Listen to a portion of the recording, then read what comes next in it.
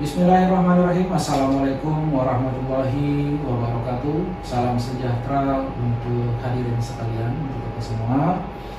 Perkenalkan, saya Ikhwan, salah satu staf pengajar di Politeknik Kelautan dan Perikanan Bone, yang merupakan salah satu perguruan tinggi di bawah Kementerian Kelautan dan Perikanan. Pada kesempatan yang berbahagia kali ini, saya akan menjelaskan secara singkat tentang mata kuliah yang saya ampu di Politeknik Kelautan dan Perikanan Bone. Tentunya video ini dibuat untuk kepentingan pengajuan sertifikasi dosen kami. Baik hadirin sekalian, di penjelasan umum singkat tentang mata kuliah ini ada beberapa aspek yang harus kami penuhi. Yang pertama adalah delivery-nya, jadi dalam pembawaannya, kemudian interaction-nya, dan juga assessment. Nah, ini ketiga komponen ini harus kami penuhi di dalam penjelasan mata kuliah ini. Mata kuliah yang kami ampu di sini diantaranya adalah teknik produksi pakan buatan. Jadi secara umum saya menjelaskan sekilas tentang mata kuliah ini. Mata kuliah ini diajarkan di program studi teknik budidaya perikanan. Jadi salah satu program studi di Politeknik Kelautan dan Perikanan Bone, di mana ada tiga ya, ada program studi teknik penangkapan ikan, kemudian budidaya perikanan, dan teknik kelautan. Jadi mata kuliah ini diajarkan di program studi teknik budidaya perikanan. Kemudian ini diajarkan pada tingkat media ke tingkat 2 di semester ketiga. Beban SKS-nya yang harus dicapai yaitu 4 SKS, 2 SKS teori, kemudian 2 SKS untuk praktik. Dari jumlah kelas yang kami ajar itu keseluruhan ada 4 kelas. Ada 4 kelas yang nantinya akan kita ajarkan untuk mata kuliah ini. Kemudian jenis interaksi yang terjadi di mata kuliah ini yaitu tatap muka secara langsung atau sinkronus, baik itu di kelas maupun di teaching factory. Jadi nanti tidak hanya di kelas, tapi kita juga akan melaksanakan praktik di teaching factory Politeknik Kelautan dan Perikanan Bone. Jumlah pertemuan ada 16 kali pertemuan. Kemudian di minggu ke-8 kita akan melaksanakan ujian tengah semester. Kemudian di minggu ke-16 kita akan melaksanakan ujian akhir semester.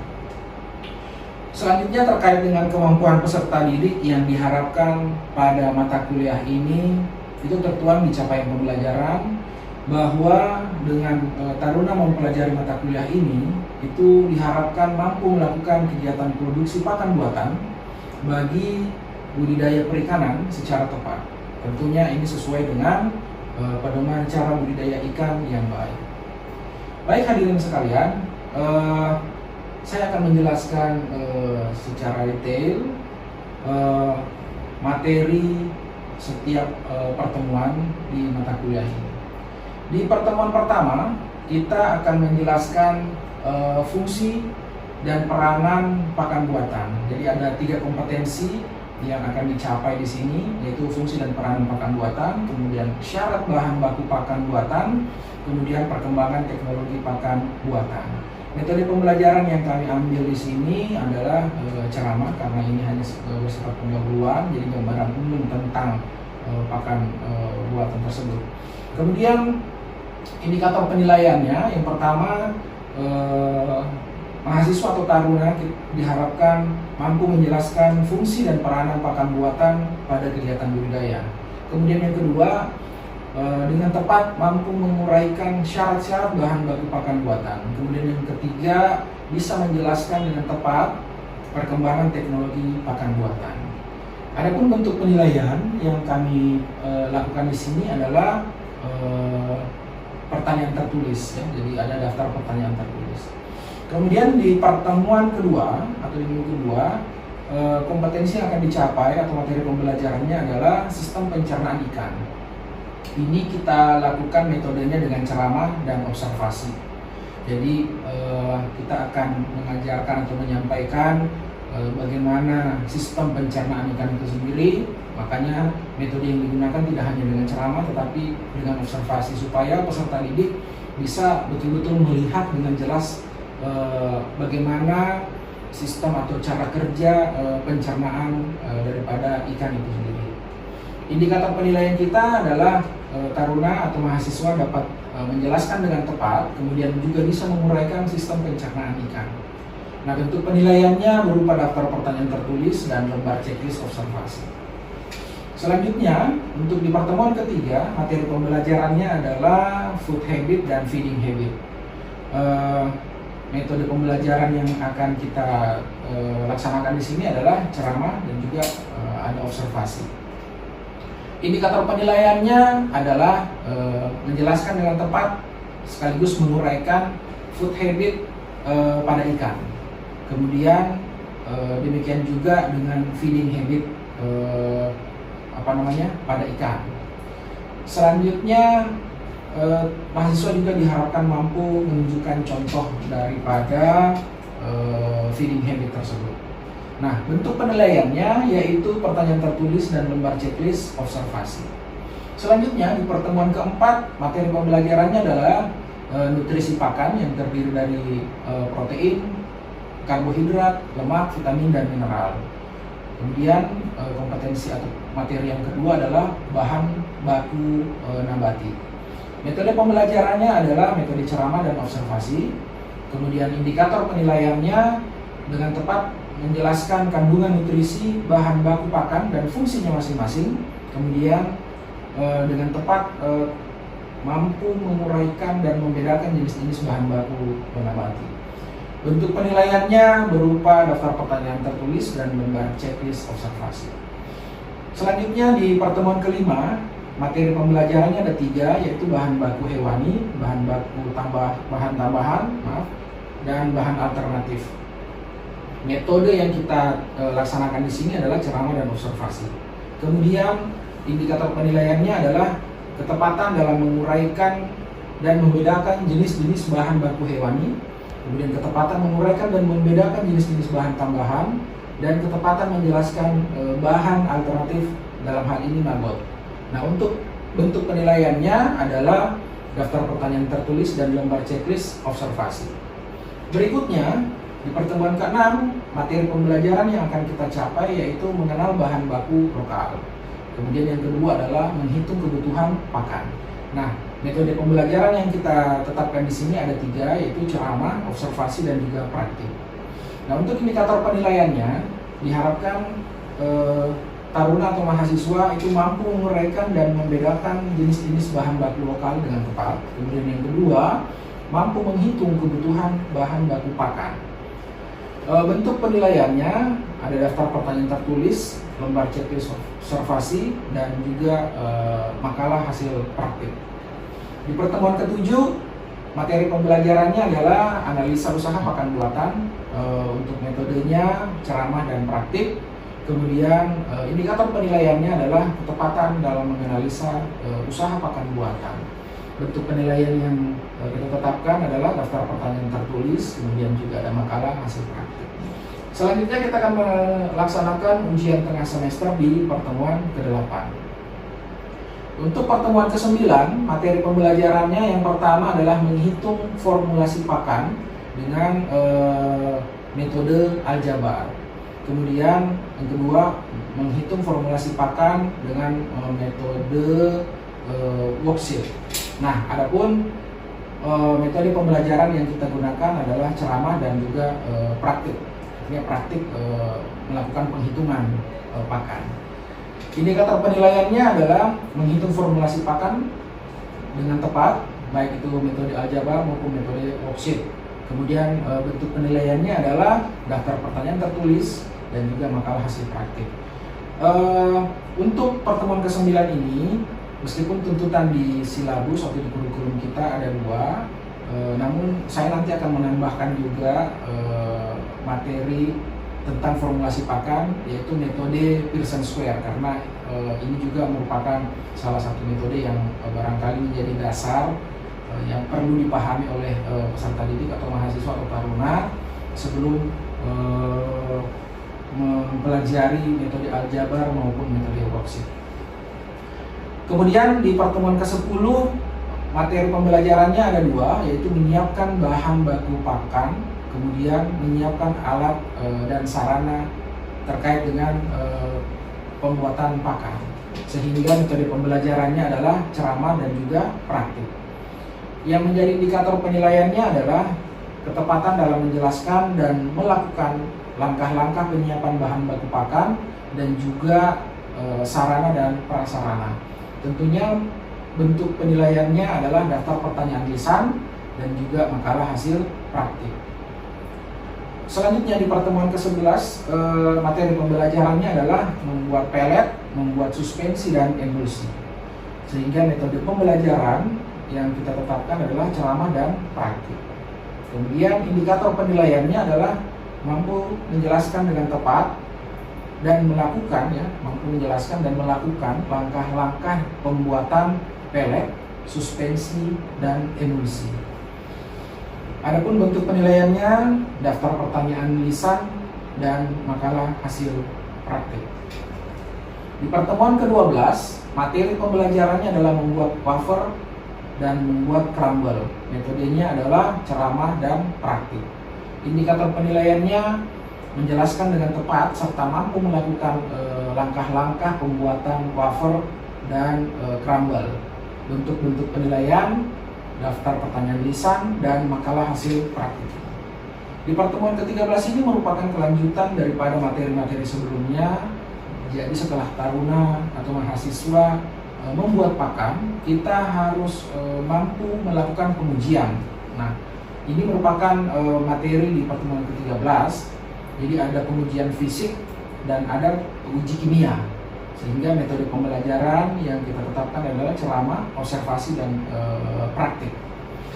Indikatornya adalah ketepatan menguraikan dan melakukan tahapan pengujian fisik maupun pengujian kimia.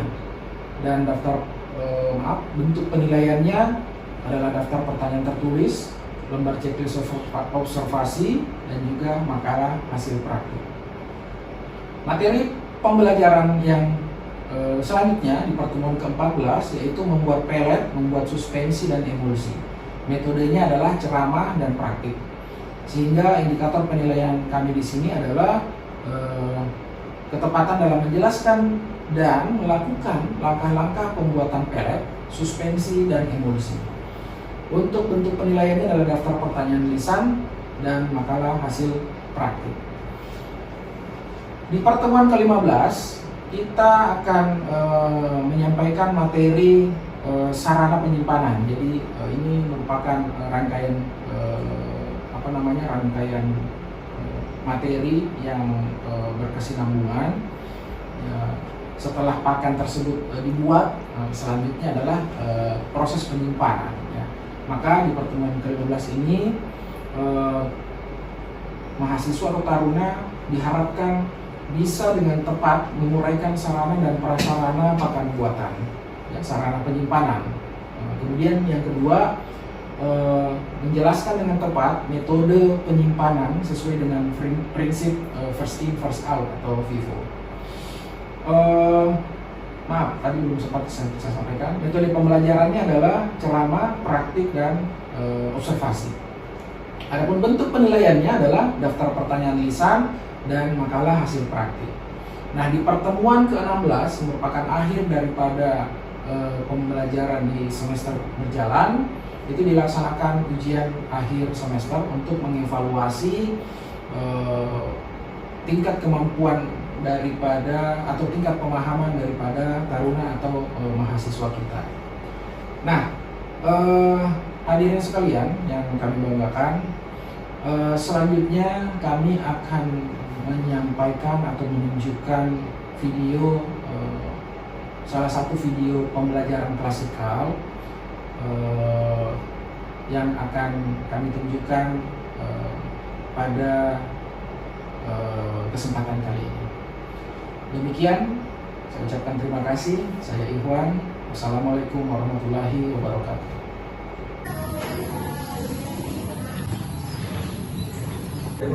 Waalaikumsalam warahmatullahi wabarakatuh.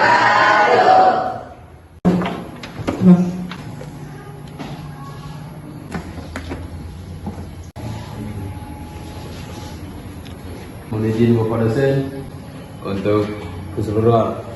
Duduk, siap, break.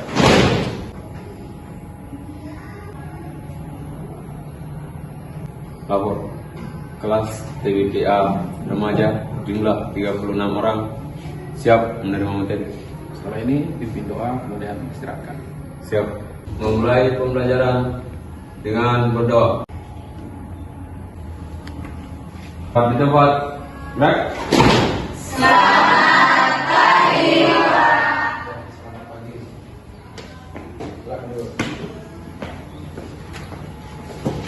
Yanti Siapa? Kayak ini ya Pak. membuat pakan buatan, maka pertemuan kali ini kita akan mencoba menghitung kebutuhan masing-masing bahan baku pakan tersebut, ya. Karena pada saat kita melakukan pembuatan pakan, tentunya kita harus tahu komposisi setiap bahan itu berapa, ya. Dan kita juga harus tahu kita mau buat pakan itu berapa banyak, kemudian kandungan proteinnya berapa banyak, karena itu nanti akan menjadi faktor penentu kebutuhan masing-masing bahan baku tersebut. Kita tidak bisa mengasumsikan seperti ini. Saya mau buat pakan 100 kilo, bahan saya ada 4 macam. Karena ada 4, berarti kita bagi rata saja 25, 25, 25, jadinya 100 kilo, betul ya? Nah, secara kuantitas memang betul tercapai 100 kilo, tetapi kita juga harus mempertimbangkan bahwa ada namanya kandungan protein. Nah, kandungan protein ini harus tercukupi. Misalkan kita mau membuat pakan dengan kandungan protein 35%, maka itu ada hitung-hitungannya, ya, ada hitung-hitungannya. Nah, disinilah kita akan melakukan penghitungan, ya, menghitung kebutuhan masing-masing bahan baku. Square, ya, atau metode bujur sangkai. Ini adalah metode yang paling sederhana, ya. Ini adalah metode yang sangat sederhana. Kenapa dikatakan metode Pearson Square? Karena yang menemukan pertama kali adalah Pearson, ya. Kemudian kenapa square? Karena nanti bentuk penghitungannya itu kita membuat semacam persegi, ya. Makanya disebut metode Pearson Square atau metode bujur sangkai. Kemudian yang kedua ada namanya metode aljabar, ya, nanti kita menggunakan persamaan matematik, ya. Kemudian selanjutnya ada metode worksheet. Jadi kita memanfaatkan program Excel, ya, untuk menghitung kebutuhan masing-masing bahan baku tersebut, ya. Baik adik-adik sekalian, kita masuk ke metode yang pertama, ya, metode Pearson Square.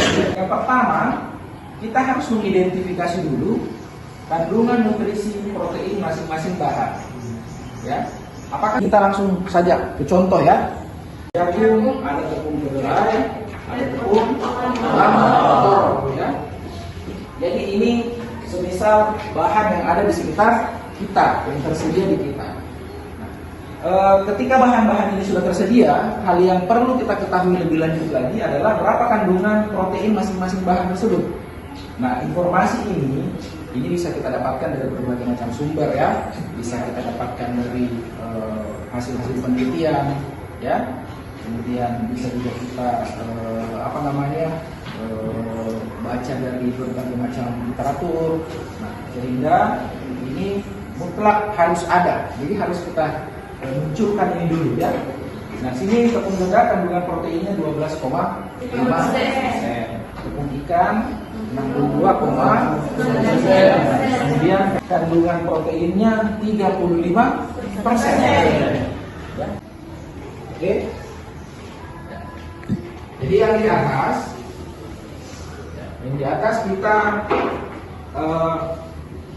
protein basal, ya, kita taruh di sini 11,42. Dasarnya dari sini, ya. Wah, perhatikan, ya. Nah, ini 40 ini hasil penjumlahan. Kemudian baru kita hitung kebutuhan masing-masing protein basal dan suplemen. Caranya bagaimana? Ini dibagi dengan ini. Oke? Siap. Kemudian kita kali dengan suplemen yang saya kurangi, makanya ini 19,68. Jadi jangan beranggapan ini punyanya ini, bukan ya? Tapi ini adalah Pasal. punyanya protein Pasal. dikalikan dengan 100 kilo. Kita bagi 5 bahan, dapatnya berapa? 20 kilogram. Itu kalau kita berpikir tidak menghitung sesuai dengan formulasi. Nah, sekarang apakah ini berlaku? Tidak, ya. Ternyata beda hasilnya loh. Tadi kita sudah membahas metode Pearson Square. Selanjutnya adalah kita mau menghitung dengan metode aljabar. Saya pikir adik-adik sekalian masih mengingat waktu pelajaran matematika di SMA ya. Itu kita ada menyelesaikan sebuah persamaan ya. Jadi ada variabel X, ada variabel Y ya. Kalau kita eliminasi berarti salah satu variabelnya kita substitusi berarti mengganti ya. Jadi ini mau merefresh saja karena nanti ini akan kita gunakan. Kita punya bahan sebagai berikut ya. Yang pertama tepung ikan lokal kandungannya 60,1%, bungkil kopra 27,9%, ampas tahu 20,1%, mie instan tentunya sudah expired ya. Ya, 11%, ada juga halus, kemudian ada vitamin mix dan ada mineral mix. Pak, kenapa yang poin 6 dan poin 7 nggak ada? Karena memang ini tidak memiliki kandungan protein. Tidak ada, oke ya. Nah, sekarang problemnya adalah atau target kita adalah akan dibuat pakan sebanyak 250 kilo dengan kandungan protein 28%. Bahan baku.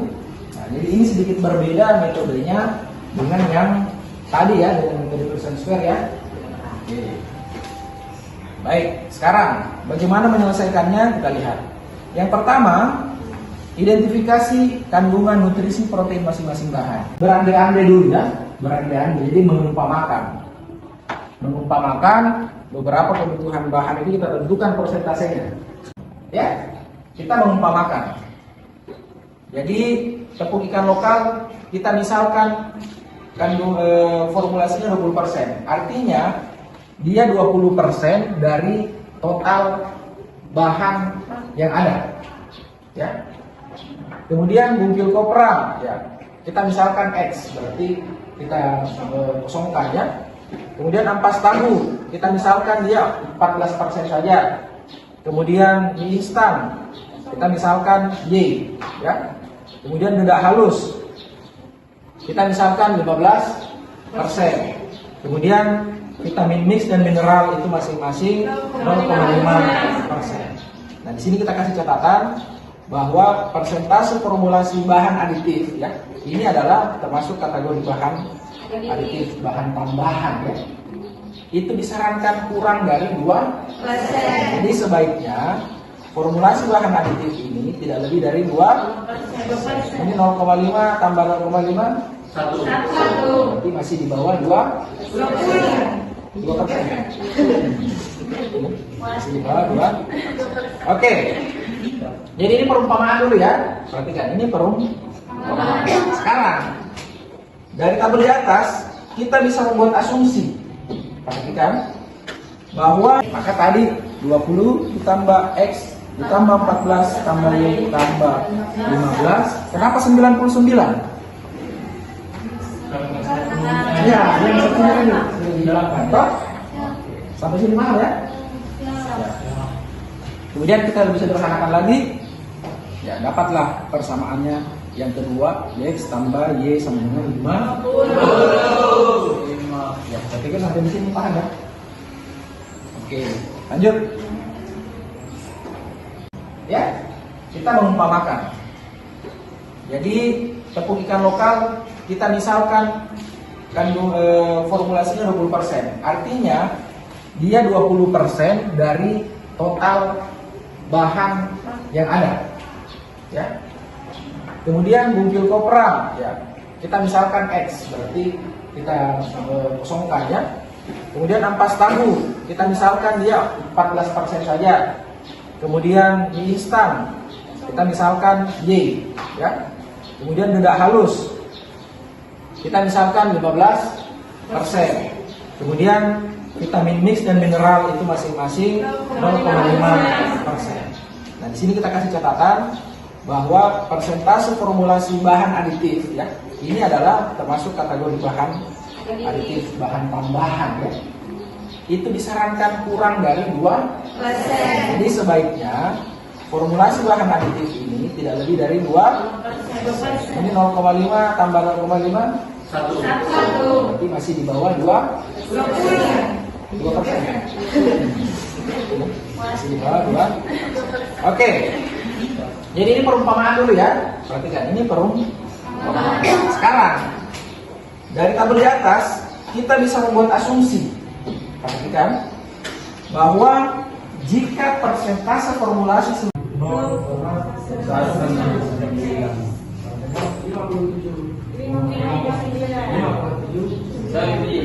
Selanjutnya apa lagi?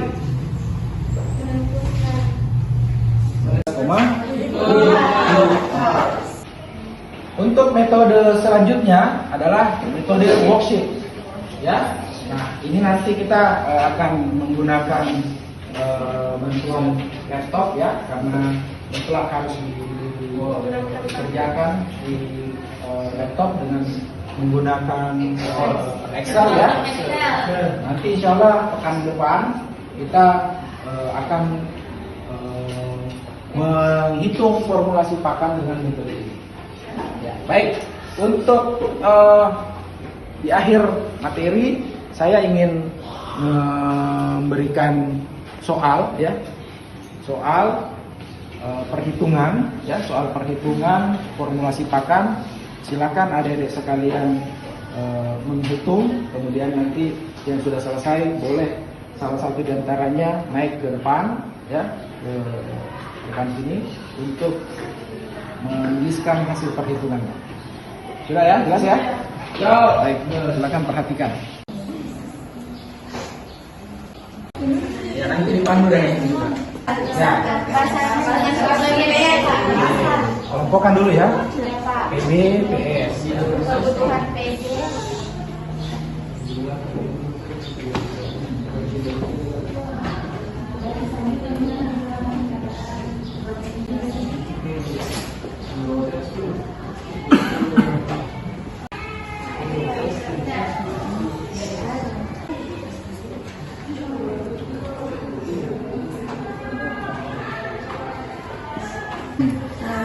PB-nya semisal 11,42, targetnya 35. Nah, menghasilkan 23,58 per 43,26. Ya. Kan ini jumlah kan ini. Ini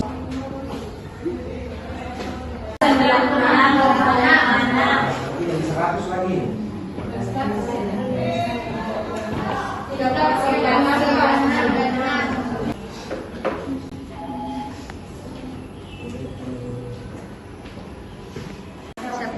Ini harusnya silakan.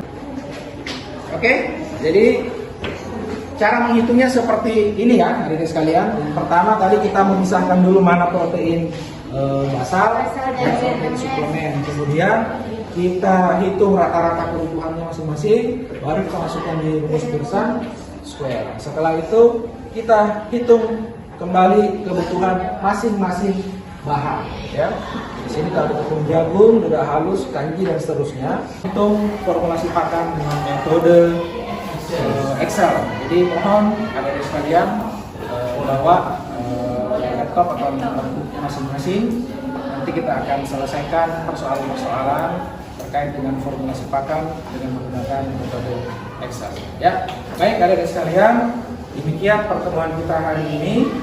Saya ucapkan terima kasih atas perhatian dari sekalian.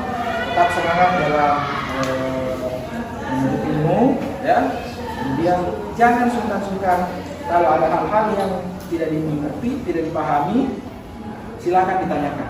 Ya. Assalamualaikum warahmatullahi wabarakatuh. Waalaikumsalam warahmatullahi wabarakatuh.